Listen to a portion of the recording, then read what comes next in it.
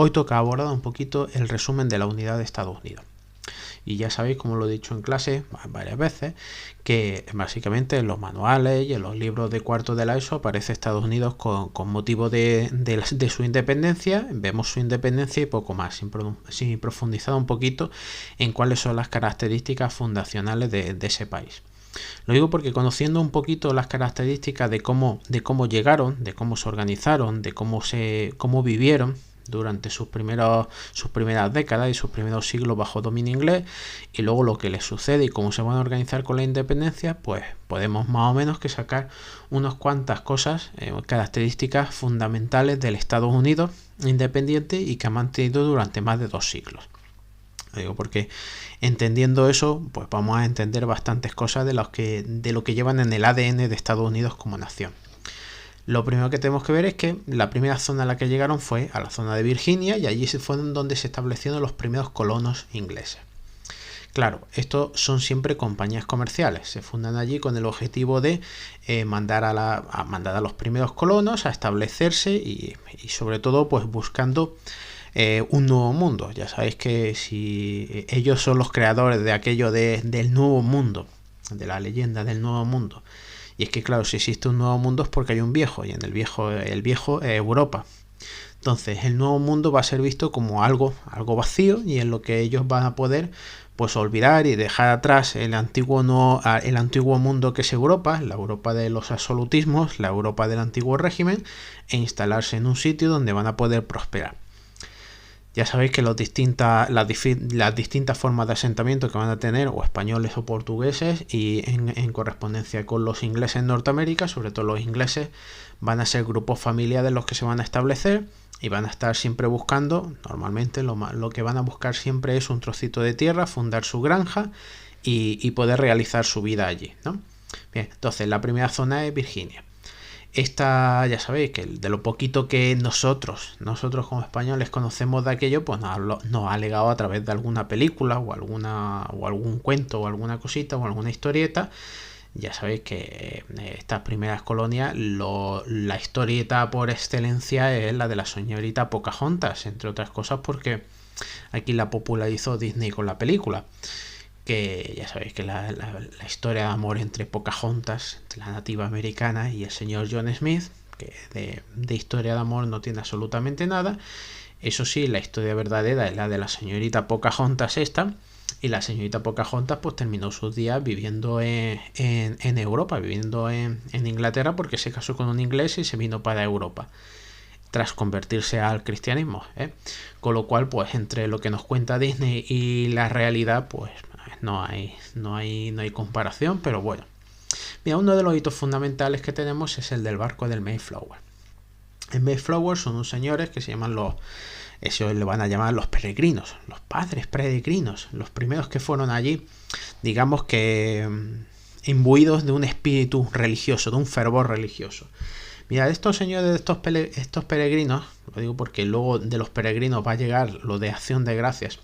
Estos peregrinos, estos que tenemos aquí, estos son puritanos calvinistas que están bastante perseguidos en Inglaterra.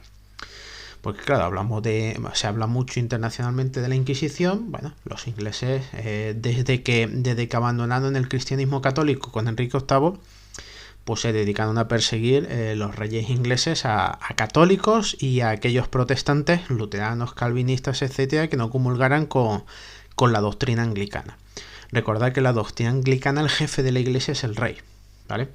Entonces, estos señores que son calvinistas, pues están bastante fastidiados en Inglaterra, están bastante perseguidos, hay bastantes comunidades que deciden irse de Inglaterra, y estos, pues, tras un breve paso por Holanda, exiliados en Holanda, deciden que se van a ir al Nuevo Mundo y punto, ya está. Que mira, que vamos a fundar una comunidad allí y ya está.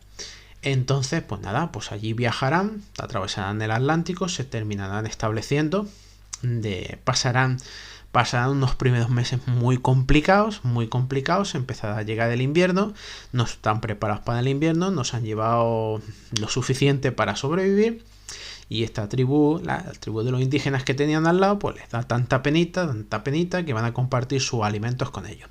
Y juntos lo van a consumir, y ese es el origen de la fiesta de la Acción de Gracias. de la acción de gracias. Bueno, pues ahí tenemos la acción de gracias. Acordados que cómo sé yo que son unos puritanos. Los puritanos tienen la manía de los calvinistas de vestirse así, ¿vale? Así que ya tenemos, por ejemplo, algo de la cultura norteamericana, que es en la acción de gracias. Estos señores que están perseguidos por sus creencias religiosas en Inglaterra y que se tienen que ir de allí porque están perseguidos por el rey, y que deciden encontrar en el Nuevo Mundo un lugar donde poder realizar y llevar a cabo plenamente sus vidas sin que los moleste nadie. Y sin que lo moleste nadie digo porque, entre otras cosas, pues mirad vosotros, fijaros la fecha 1689, tras un siglo más o menos de presencia de los ingleses en Norteamérica, han llegado y se han asentado en muy poquitos sitios, básicamente en la costa y siguiendo el curso de algún río. Se han fundado algunas ciudades, sobre todo en esta zona de aquí, más ligadas sobre todo al comercio entre ellos mismos, ¿vale? Por ejemplo, en esta zona de aquí está Boston o Nueva York, Filadelfia, son grandes ciudades que se fundan en el norte que tienen mucha base comercial. Pero en general todo el que emigra allí, pues lo que quiere encontrar pues es un trozo de tierra, fundar su propia granja, fundar su familia y sacar su vida adelante. Eso sí, desde el primer momento aquí va a haber grandes plantaciones, se van a ir fundando grandes plantaciones con mano de obra esclava. Prácticamente desde el inicio aquí se van a fundar esas grandes plantaciones de algodón, tabaco, etcétera, etcétera. Lo digo porque luego el tema de la esclavitud será pues uno de los temas bastante complicados en la historia de Estados Unidos, ¿vale? Pero vosotros fijaros que llevan un año llegando a Norteamérica y poquito. ¿Qué es lo que tienen al lado? Pues al lado tienen unas tribus de indígenas, que ya sabéis que los llamados los indioamericanos pues están en un nivel de civilización pues bastante precario entonces, ¿vale? Bien, uno de los momentos definitivos va a ser la Guerra de los 7 años. La Guerra de los 7 años pues es entre los Borbones y los ingleses. Claro, ¿por qué? Porque hasta entonces las guerras se habían librado más o menos pues en Europa, o había habido conflictos en América, pero conflictos en América que habían afectado a la América española, a la América portuguesa, pero no habían afectado con gran magnitud a América del Norte. Para la época de 1765, por lo que tenemos nosotros es, por ejemplo, tenemos los Borbones, España está establecida en Florida y alrededores, y luego en todo el suroeste de Estados Unidos, desde California, incluir también aquí porque el mapita está así. Entonces, toda esta zona de Estados Unidos, del suroeste de Estados Unidos. Los franceses están establecidos desde su gran base en Nueva Orleans y remontando el Mississippi hasta arriba hasta el Quebec de Canadá.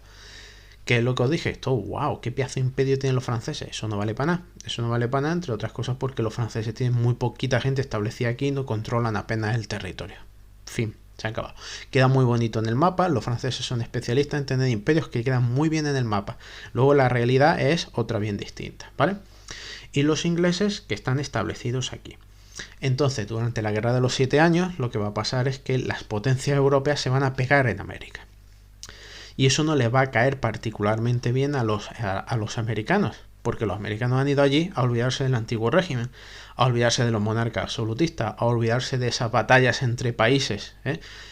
Ellos han ido allí a ganarse la vida, básicamente con su esfuerzo a crear nuevos pueblos, nuevas ciudades y a crearse un futuro para ellos y para sus hijos. Ellos no están por esto, ¿vale? Y no les va a gustar bastante. Pero bueno, se va a establecer un ejército inglés aquí. Van a luchar contra los franceses, sobre todo contra los franceses. La Guerra de los 7 años, pues al final pues, es bastante favorable. El problema es bastante favorable, digo bastante favorable porque bueno, al final más o menos que es otro conflicto entre potencias europeas que termina con una paz, y de esa paz pues se está preparando el siguiente conflicto, ¿vale? Bueno, el caso definitivo es que por primera vez un ejército de ingleses va a estar establecido aquí y va a luchar contra las potencias europeas. Y eso se le va a quedar luego bastante clavado a los americanos por dos cosas. La primera es que la guerra vale mucho dinero y la guerra va a haber que pagarla. Y luego, pues un ejército, conforme se va moviendo, se abastece sobre el terreno. Abastecerse por el terreno significa pues incautar comida, incautar alimento para los caballos. El ejército se tiene que acuartelar. Acuartelar significa que muchas veces lo que llegan a un pueblo y se meten en las casas de la gente a pasar el invierno o a descansar, y eso crea conflictos, y eso crea roces, y eso crea peleas, y eso va subiendo el nivel de tensión. Entonces, primero vais a tener que pagar la guerra y luego vais a acuartelando un ejército, lo cual no le va a gustar a bastantes. Y como las guerras hay que pagarlas, porque las guerras siempre han sido bastante caras, pues ¿cómo se pagan? Pues impuestos. ¿Qué tipo de impuestos? Pues los que puedo recaudar hoy. ¿Cuáles son los que puedo recaudar fácilmente yo? Y pues los bienes de consumo. Entonces pues se van a poner, se piensa el rey de Inglaterra que la mejor forma de saldar la deuda de la guerra es poner una serie de impuestos a los bienes de consumo. Entre ellos, porque hay bastante bienes de consumo, entre ellos va a ser el té. Y entonces cuando se va a desarrollar lo que se llama el Boston Tea Party. El Boston Tea Party, que en español ya sabéis que lo llamamos el motín del té. El motín del té. ¿En qué consiste el motín del té? Bueno, pues como los ingleses han llegado a China y han distribuido ya el té por todo el mundo y lo han puesto de moda, y en todos los ingleses de todo el imperio están acostumbrados ya al té, se les sube bastante los impuestos y lo van a pagar por los consumidores. Y los colonos de América del Norte no están dispuestos a tener que pagar el té y otras cosas de las que se suben los impuestos mucho más caras para pagar los caprichos de un monarca europeo. Entonces, ¿qué es lo que pasa? Que ese día pues planean pues boicotear, hacer un acto de boicot más o menos festivo. Y entonces lo que hacen es que una organización que se llama Los Hijos de la Libertad, que son estos señores de aquí, pues estos señores de aquí plantean y dicen, mira, nos vamos a disfrazar de indios, ahí van vestidos de indios, ¿vale? Y entonces nos vamos a vestir de indios, abordamos los barcos antes de que lleguen aquí y vamos a tirar el té al agua. Ya sabéis que esto es lo siguiente. El té, mientras está aquí, es responsabilidad del comerciante inglés y aún no ha pagado los impuestos y aún los americanos no han pagado los impuestos correspondientes. Si esa cajita de té la bajo y toca al puerto, eso ya pasa a ser responsabilidad del comerciante americano y ya los americanos tienen que pagar los impuestos. Así que tirando el té al agua, fastidian al comerciante inglés y al rey inglés al que no han pagado sus impuestos, ¿vale?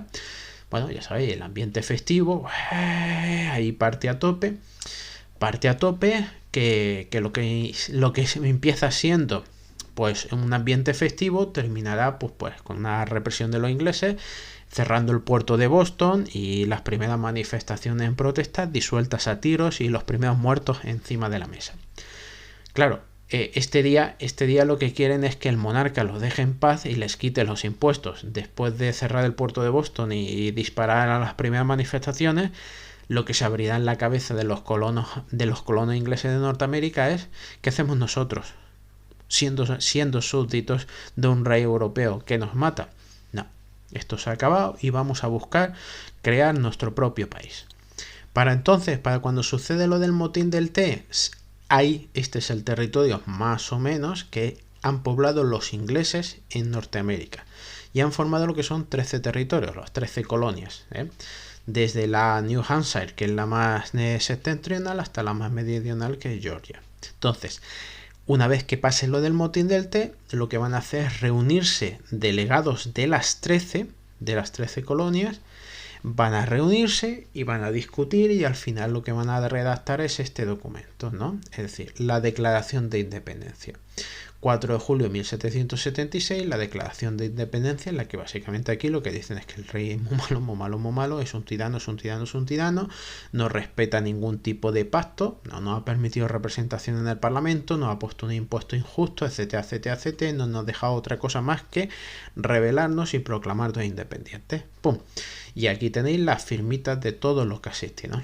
Todos los que asistieron, que ya sabéis que la firmita que siempre queda mejor es la de John Hancock, ¿vale?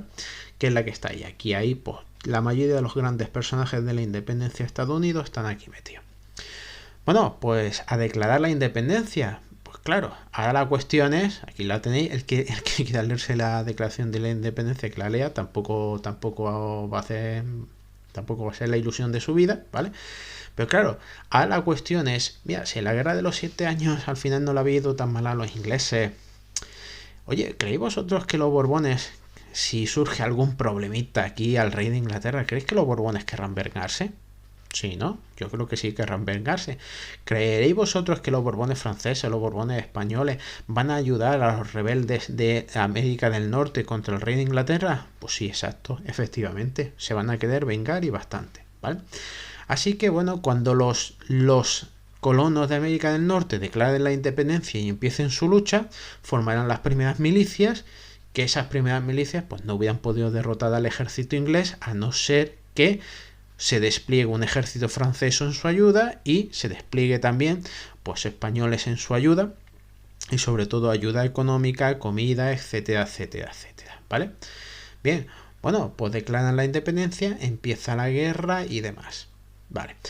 ¿Cómo termina esa guerra? Pues ya sabéis cómo termina esa guerra. Esa guerra va a terminar, pues, encumbrando, sobre todo porque cuando llega el conflicto ellos lo tienen bien claro que tiene que ser un mando único, y el mando único pues se le atribuye a George Washington, que va a ser el general en jefe del ejército de los 13 territorios, de lo que se llama el ejército continental, contra los ingleses. Bien, aquí ya tenéis la bandera, que ya sabéis que la bandera, ¿cuántas? ¿Cómo se dicen ellos? Las estrellas y las franjas, ¿no? Las franjas ya sabéis que son rojas y blancas, que son 13 franjas, que son los 13 territorios originarios, y luego pues al principio son 13 estrellas porque son 13 estados. Luego ya sabéis que luego se va ampliando el número de estrellas. Como decía antes, se desarrolla la guerra, junto a los americanos van a combatir los franceses, y también van a combatir los españoles, que ya sabéis que la Cruz de Borgoña durante muchísimos años fue nuestra bandera. ¿Cómo va a terminar eso? Pues va a ser una guerra bastante dura, pero bastante dura, ¿eh? Y esa guerra bastante dura, lo que va a pasar es que sin la ayuda de Francia y sin la ayuda de España no la hubieran ganado, pero bueno, la ganan. El que se quiera entretener con las batallitas y todo esto, etcétera, etcétera, básicamente al final la gran victoria es la de Yorktown, donde el señor George Washington va a poner punto y final a la presencia de los ingleses allí, pero en la batalla de Yorktown la pudo ganar y la pudo librar gracias a la ayuda fundamental que le llegó de España, ¿vale? Eso sí, ya los ingleses se vienen a negociar, y cuando se vienen a negociar, pues ¿dónde van a negociar? Pues en París. Y en París se van a reunir los ingleses y los norteamericanos, y Inglaterra va a reconocer por el Tratado de París la independencia de Estados Unidos. Este es el Tratado de París, y ya veis, yo ya distingo aquí dos firmas, John Adams y Benjamin Franklin, que están allí negociando, sobre todo se encargaron del ámbito diplomático. Cuando se funda eso, pues a partir de entonces Estados Unidos va a empezar desde sus 13 territorios originarios, va a empezar a expandirse más allá de los Apalaches, más allá de los montes Apalaches. Es decir, esta primera zona. Bueno, pero esto ya lo veremos en otro día. La cuestión es, durante la guerra ellos se han organizado, han formado sus primeras reglas comunes, sus primeras leyes comunes y demás. Una vez que desaparecen los ingleses, bueno, pues habrá que hacer una constitución escrita, y los 13 territorios van a empezar a discutir qué tipo de constitución quieren, ¿no? Y lo van a hacer aquí en la ciudad de Filadelfia, en Pensilvania. 55 miembros van a empezar a ver la constitución. Antes habían estado funcionando con lo que se llaman los artículos de la Confederación, pero eso es más o menos provisional. Van a hacer su primera constitución. ¿Qué problema hay? Que desde el primer momento va a haber grandes polémicas que básicamente no se pegan de milagro allí discutiendo aquello, ¿vale? Están de acuerdo en una cosa fundamental, y es en los derechos los derechos son inviolables, los derechos de las personas son inviolables, pero luego se van a pegar por qué tipo de gobierno van a formar ellos, porque lo que tienen bien clarito algunos territorios es que no quieren un gobierno federal fuerte, nunca. Sí, hemos huido del rey de Inglaterra, y lo que no vamos a hacer es encumbrar a un presidente de Estados Unidos que luego sea más tirano que el rey de Inglaterra. No vamos a cambiar a un tirano por otro. Con lo cual, el gobierno federal tiene que ser mínimo. Mínimo e inmiscuirse lo mínimo en la vida de las personas. En la vida de las personas y en los derechos de los estados. Porque los estados han funcionado prácticamente de forma independiente y van a querer seguir funcionando casi de forma independiente. Así que al final el compromiso de la Constitución es, uno, una amplísima declaración de derechos, que se llama la Bill of Rights, que son las primeras enmiendas constitucionales, en la que básicamente, acordado de la enmienda, la primera enmienda es libertad de expresión, libertad de prensa, libertad de conciencia, etcétera, etcétera. Todo eso que son los primeros derechos son inviolables. Y luego se va a llegar a un compromiso en el que básicamente los estados van a funcionar por sí mismos, pero van a formar un gobierno federal, un parlamento y un sistema judicial para aquellas cosas que tienen en común. Pero aquellas cosas que tengan en común sin meterse en las cuestiones internas de los estados. Y una de las cuestiones internas de los estados es la esclavitud. Los estados del norte no quieren esclavitud, los estados del sur quieren esclavitud. Y al final lo que se llega a un compromiso es, vale, vamos a ver, nosotros no vamos a tener esclavitud, vosotros queréis tener esclavitud, perfecto y maravilloso, ¿vale? Lo vamos a dejar por ahora, Lo digo por ahora porque el compromiso de pasadas 2 décadas prohibir el comercio de esclavos. Prohibir. Al final llegan al compromiso de se puede seguir habiendo esclavitud, pero dentro de un par de décadas no habrá comercio, con lo cual la esclavitud, piensan algunos, se irá extinguiendo progresivamente sola. Eso no va a pasar, pero ese es el compromiso. Y el siguiente es pensar un poquitito.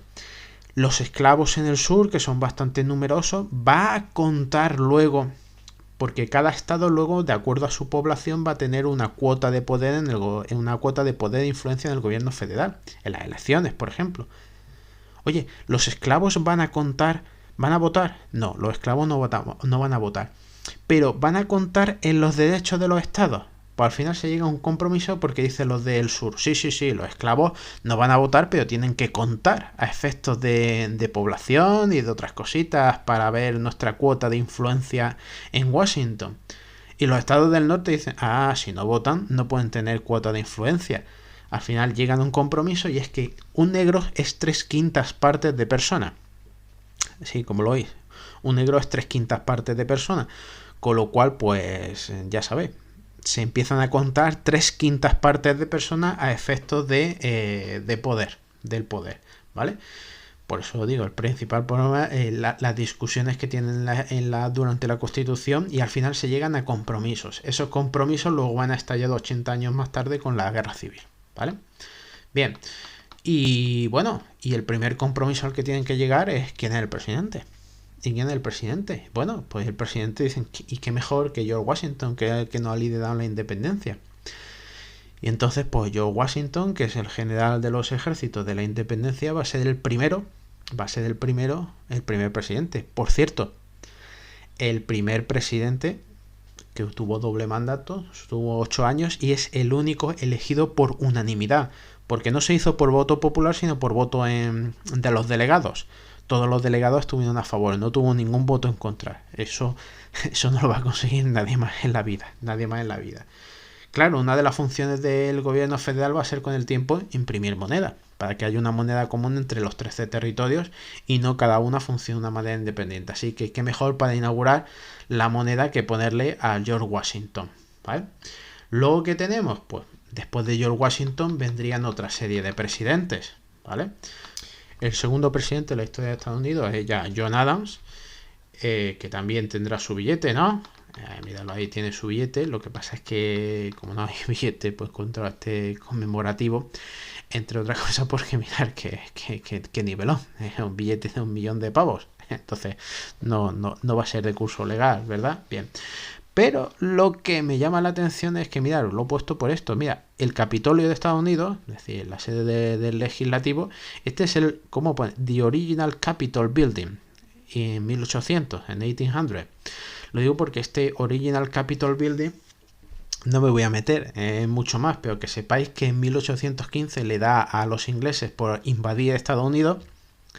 e intentar recuperar por la fuerza lo que habían perdido unas décadas antes, van a perder igualmente, pero lo que va a quedar de aquella guerra, de aquella breve guerra, es que llegarán y a la incipiente capital que es Washington la van a arrasar, y entre otras cosas van a arrasar los edificios del poder, ¿vale?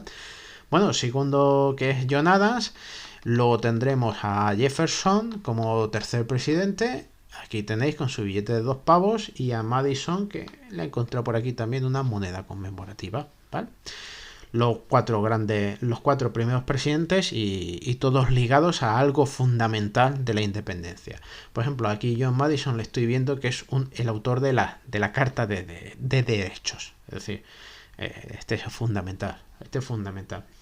¿Alguno otro de los personajes de la independencia? Hombre, el señor Benjamin Franklin, que lo tenemos por aquí, que es uno de los que se llaman los Founding Fathers, los padres fundadores, que son todos los que hicieron la independencia y la declaración de independencia, la constitución, el primer gobierno, etcétera, etcétera. Solo que este se encargó sobre todo de científico, diplomático, etcétera. Este jugó un rol fundamental en conseguir la ayuda de los franceses y la negociación luego de la paz con los ingleses.